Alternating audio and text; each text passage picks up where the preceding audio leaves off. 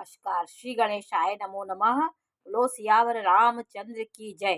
मेरे श्रोतागण, मैं आज आपको भगवान श्री रामचंद्र जी, माता लक्ष्मी के रूप माता सीता के चरण कमलों के चिन्ह और उनके चरण कमल का दर्शन कराने जा रही हूँ। कि देखिए, हमारे जो अ, जो देव आत्माएं होती हैं, उनके चरणों में, उनके बातों में, उनकी क्रियाकलाप में मनुष्यों से हटकर एक गतिविधियां होती हैं जो हमें मनुष्य से अलग करती हैं। जो बहुत ज्ञानी होते हैं और ईश्वर उनको अवतार देते हैं, उनके अलग चिन्ह दे के भगवान भेजते हैं। तो देखिए, ये चरण भगवान राम चंद्र जी के चरण कमल हैं। और क्योंकि जब वो परब्रह्म के रूप में मनुष्य के पंच तत्व में आए, मनुष्य रूप धारण करके, तो उनके पैरों में के चिन्ह इस प्रकार के हमारे देवताओं के चिन्ह में होते हैं, जो मनो धरती पे धर्म की रक्षा करने के लिए अवतरित होते हैं। भगवान रामचंद्र जी के चरण में देखिए कितने चिन्हों को दिखाया गया है। शंख, चक्र, गदा, ये सब किसी के भी अगर दिखाई पड़ते हैं तो ये शुभ लक्षण माने जाते हैं, क्योंकि उनका चरण जहाँ पे रखा जाएगा वहाँ शुभ होगा, और वहाँ पे ही अत्याचारियों का नाश होगा और धर्म की रक्षा होगी। तो उनके चरण ही ऐसे चिन्हों से भरे होते हैं कि जो हमें मनुष्य से अलग करते हैं। ये माता सीता के चरण कमल हैं, जिनमें इतने प्रकार के चिन्ह बने हैं। श्री सीता जी का जानकी जी का चरण चिन्ह है। ये हमारे शास्त्रों में, हमारे ग्रंथों में इस प्रकार का वर्णन मिलता है कि जो सिद्ध पुरुष होते हैं और धरती पे जन्म लेते हैं, जिनको धरती पे बहुत बड़ा काम करने को होता है, उनके चरण चिन्हों की अलग स्थिति होती है। उनके चिन्हों में इन सब चिन्ह बने होते हैं। गदा, चक्र, शंख और बहुत चीज़ें ऐसी हैं जो शुभ चिन्ह होते हैं, वो उनके चिन्हों में बने रहते हैं। फरसा बना होता है, त्रिशूल बना होता है, त्रिकोण बना होता है, ये हाथों में भी ऐसे पाए जाते हैं। लेकिन भगवान के चरण कमलों में ये सब हमारे शास्त्रों में वर्णन मिलता है। आज मैं आपको लेटे हुए हनुमान जी के बारे में जानकारी दे रही हूँ कि बंधवा वाले हनुमान जी के बारे में मैं आपको जानकारी देने जा रही हूँ कि बंधवा वाले हनुमान जी को, जो प्रयाग संगम तट पे स्थित है, उनको लेटे हुए हनुमान जी और बंधवा वाले हनुमान जी कहा जाता है। इनके लेटे हुए स्वरूप का यही एक ऐसा मंदिर है जिसमें हनुमान जी लेटे हुए अवस्था में दिखाए गए हैं। इसके पीछे का रहस्य है। और एक मंदिर है औरंगाबाद महाराष्ट्र के पास, वहाँ भी लेटे हुए हनुमान जी हैं। तो लेटे हुए हनुमान जी के पीछे कथाओं से जुड़ा हुआ है यह लेटे हुए हनुमान जी, क्योंकि जो भी कपोल कल्पित कल्पनाएं होती हैं, जो हमारे ग्रंथों में होती हैं, उनको हम सत्य मानते हैं, क्योंकि ग्रंथ की रचना देव शक्ति करती है। और कपोल कल्पित जो होते हैं वो बातें आगे बढ़ती जाती हैं और उनका कोई ठोस सबूत नहीं होता है। इसलिए हनुमान जी के चमत्कारी मंदिरों में एक ये सबसे विशाल मंदिर है, जो संकट को हरने वाला और दक्षिणमुखी है। हनुमान जी की ये प्रतिमा जो है, ये 6 और 7 फीट नीचे हैं। ये धरती के नीचे ये लेटी हुई अवस्था में है। 20 फीट की ये प्रतिमा है। इनको लेटे हुए हनुमान जी कहा जाता है। इन हनुमान जी के बाएं पैर के नीचे कामदा देवी विराजमान है। उनके दाहिने पैर में अहिरावण दबा हुआ है और दाएं हाथ में श्री रामचंद्र जी और लक्ष्मण दिखाए गए हैं। बाएं हाथ में गदा लिए हुए हैं। तो भगवान श्री हनुमान जी का यह मंदिर विचित्र है, चमत्कारी है, और ये 600 या 500 वर्ष पुराना है। लंका कहानी है कि लंका जब रावण को जीत करके हनुमान जी आ रहे थे, तो रास्ते में उनको निंद्रा लग गई, विश्राम करने लगे वहीं पे। तो उन्हें निंद्रा आ गई, वहीं पे वो सो गए। तभी से वहाँ उनकी छाया विराजमान हो गई। कई मुगल शासकों ने, कई लोगों ने इनको हटाने की कोशिश की।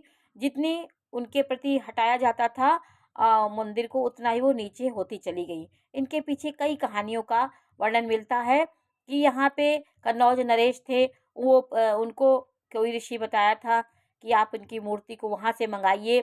वो वहाँ मूर्ति को लाए और मूर्ति गंगा जी में गिर गई। इतनी विशाल थी कि वो नाव में नहीं आ रही थी। तो जब गिर गई वहाँ पे, फिर उनको स्थापित किया गया। ये कहानियाँ कपोल कल्पित लगती हैं और ये उनका कोई ठोस सबूत नहीं रहता है। आज मैं आपको भगवान सूर्य देव, इन्होंने सबसे पहले श्रीमद् भगवत गीता का अध्ययन किया था और भगवान सूर्य देव ही हनुमान जी के गुरु थे। उन्होंने इनको शिक्षा ग्रहण कराई थी हनुमान जी को। तो जब उन्होंने शिक्षा दे दी, उसके बाद जब ये हनुमान जी जाने लगे तो हनुमान जी ने सूर्यदेव से कहा कि आप हमसे गुरु दक्षिणा लीजिए। तो सूर्यदेव ने कहा कि समय आएगा तो मैं आपसे गुरु दक्षिणा ले लूँगा। लेकिन हनुमान जी नहीं मान रहे थे। तो उन्होंने कहा कि अयोध्या में भगवान श्री रामचंद्र जी का जन्म होगा, जशरथ के यहाँ भगवान राम का परम ब्रह्म परमेश्वर का अवतार होगा, वहाँ उनकी सेवा तुम्हें करना पड़ेगा। यह सुन करके सीधे हनुमान जी अयोध्या की ओर जाने लगे। तो सूर्यदेव को ये डर लग गया कि समय से पहले कोई कार्य नहीं होना चाहिए, क्योंकि हनुमान जी इतने बलशाली है कि ये सारे दैत्यों को ये स्वयं ही मार डालेंगे। उनकी सेवा करेंगे तो इनको समय पे उपस्थित किया जाए, क्योंकि हनुमान रामचंद्र जी के हाथों में जो भी उनकी गति लिखी थी, जिनके लोगों को, वो राम को ही श्रेय मिलना चाहिए। तो ये जब अयोध्या की ओर चलने लगे तो सूर्यदेव को डर हो गया कि ये अभी तुरंत पहुंच जाएंगे। तो उन्होंने योग माया को भेजा और उनको निंद्रा दिला दी। जब वो वहाँ पे सोने लगे तो निंद्रा देवी ने माया ने उन्हें दबोचा और वो वहीं पे सो गए। तो यह फिर उसके बाद सोने लगे। फिर रात हो गई। जब रात हो गई तो गंगा को पार नहीं करना चाहिए, तो वहीं पे हनुमान जी लेट गए, सो गए वहीं पे। तो वहीं पे लेटे हुए हनुमान जी का ये वर्णन मिलता है, वहाँ अंश के रूप में विराजमान हो गए। उसके बाद जब आँख खुली तो सुबह हो गया था। फिर वहाँ उन्होंने विश्राम किया। फिर भरद्वाज जी के आश्रम में गए। भरद्वाज जी के आश्रम में जा कर के उन्होंने ज्ञान प्राप्त किया और वहाँ लेटे हुए हनुमान जी की प्रतिमा वहाँ स्थापित हो गई। जब रामचंद्र जी वन गमन अयोध्या से प्रयाग होते हुए जब गंगा पार किए तो उन्होंने हनुमान जी को लेटे हुए अवस्था में देखा, निंद्रावस्था में।